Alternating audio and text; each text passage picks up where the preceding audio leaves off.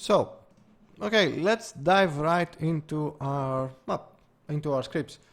So we have the world creation callback, but we should be doing this whenever we are changing or whenever our camera goes onto the basically whenever it goes onto outside of the center block. So if we are moving, the center block is changing, we should be also changing which chunks are getting visualized onto the other side, onto each of our sides. So for that to happen, let's collapse all of this. We have our creation callback on X or Z. We have all of this, okay. So we need to be doing size, okay. So we should probably rip this from this script and do them on a different script, but we can always do that later. So for now, let's just keep this as it is, and let's just add all the variables in here that we need, and later we're going to change them as always. Okay, so let's keep a chunk and say this will be our center chunk. Then we can create I guess it can stay as a two-dimensional array, and we're going to say visualize the chunk, and let's see,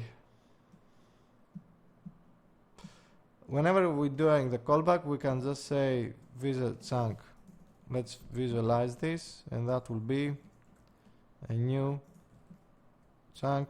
This will okay, let's make this onto public variables, public integer visx, let's do 3 by 3 because we were seeing a little bit on we were seeing a little bit of an empty space on the left, visx and vz. Okay, then visx minus x, visx, and vz to vz. Okay, so you create your chunk, this chunk, then x, actually no, x and z will be your target chunk. Okay, so we now have all of that. We could probably we could probably copy this and say void visualize chunk around center, chunks around center, chunk, the center will be this, and we can just cut all of this, drop this in here, and in theory all of this will be like this. Visualize chunks around center, and this will take care of all of this. Okay, and then we can say center chunk is going to be this now. Okay, and we need a way to basically make it a little bit more dynamic. So if you don't have an object, you're going to be creating it again, and you're going to have to create all of this. Okay, we should set up also a flag. So these are only let's do it like this. So let's go to chunk, and let's say public bool mesh has changed, and I'm going to set it to true. So back to our world, if the mesh has actually changed, if c dot mesh has changed, then only then do all the expensive stuff. This we can get rid of and place it elsewhere, and say c.mesh has changed equals false. So the first time we run this on a chunk, it's going to work fine. Okay, then we need also a method that says that close chunks, or I guess disable or devisualize. I don't know. Visualize. Let's say hide chunk. Okay, and that will be passing a chunk C, and say if c.object is not null, because if it's null then that means we haven't yet visualized it. So we're going to say set active, set it back to false. Okay, then let's create a method. So void hide all these chunks, and we're going to be doing for x chunk viz x viz z if hide chunk viz chunk x, and yeah, this will be named to z and z. Okay, and we can also say if c is null and simply return. Okay, so we have visualized chunks around center. Before you do that, you do need to hide all these chunks. Okay, the first time we're doing this, it's not really going to do anything because we don't have assigned any chunks yet. Okay, so we do hide all of that. Okay, and we have our mesh data.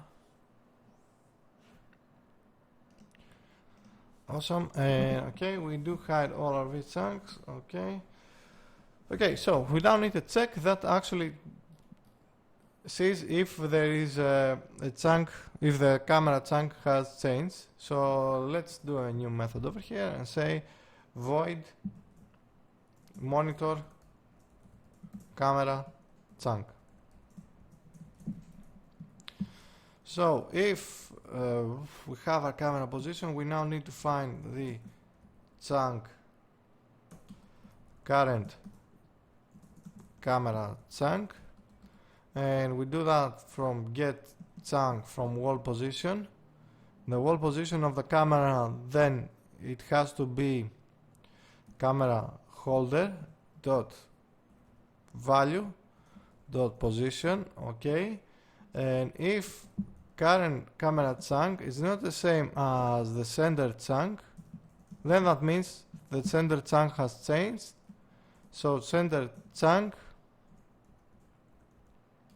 set it back to current camera chunk, and then just do visualize. Let's say not visualize chunk, visualize chunks around center. We probably need to restructure this, but anyway, sender chunk. Okay, there's one slight problem. Most likely we're going to have an issue with this when we're going via negative values, or where we are going over the size of the actual map we're doing. Okay, so keep that in mind. Anyway, let's save that and let's just try and test it. Hit play. It's basically a little bit more math to calculate which position we are right now. Okay, let's load everything. Okay, let's see what is out of range. This chunk, and that is because x, y, oh yeah, because this goes via -1, and okay, yeah, okay, so here's what we're going to do. Instead of doing this inside an array, we're just going to go and create a new list. So this will be list chunk with chunks. And let's also initialize these chunks. Okay. Then that means we don't need this anymore. We have all of that. Hide all visible chunks is basically going to say it's going to be running a for loop for this chunks.count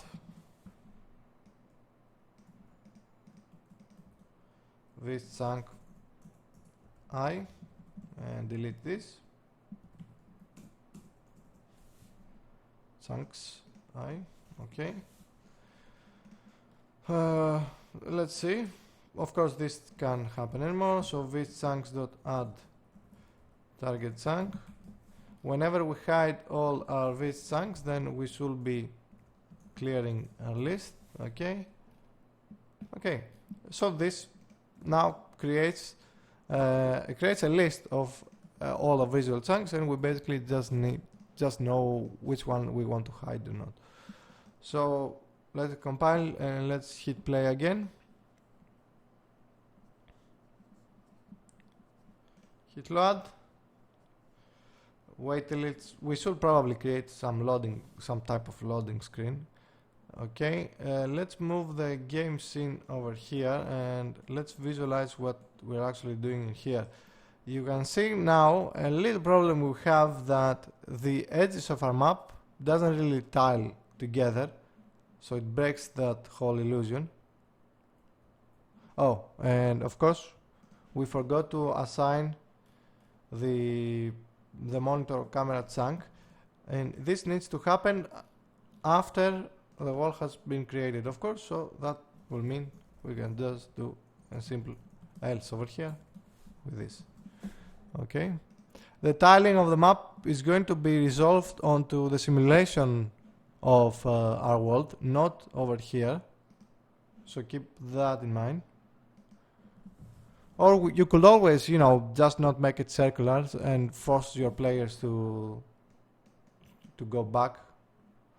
Let's bring the game scene over here and let's hit load. Okay, we have our map. Let's see if this will actually start working.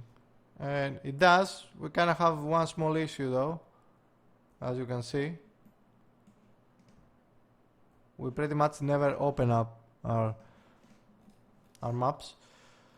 So back to visualizing all the chunks. Visualize chunk. If see object, else. Actually, we don't even have to worry about else. See dot object. If you're here, then that means you probably want to open it up. So that will be this. Okay. So you activate it. Minimize. Let's hit play. We're going to have to bring the game scene over here again. Visualize. Let's move the game scene at least somewhere on the side. And I'm going to focus on my camera and zoom out.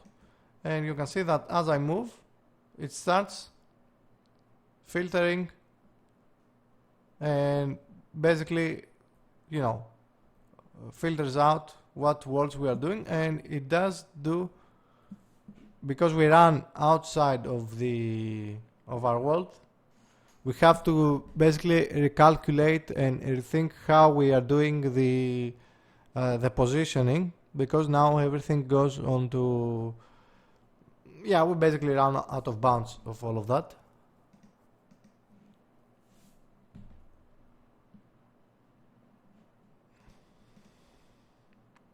But yeah, this is really cool actually. This is the game is really coming along as I had it in my mind.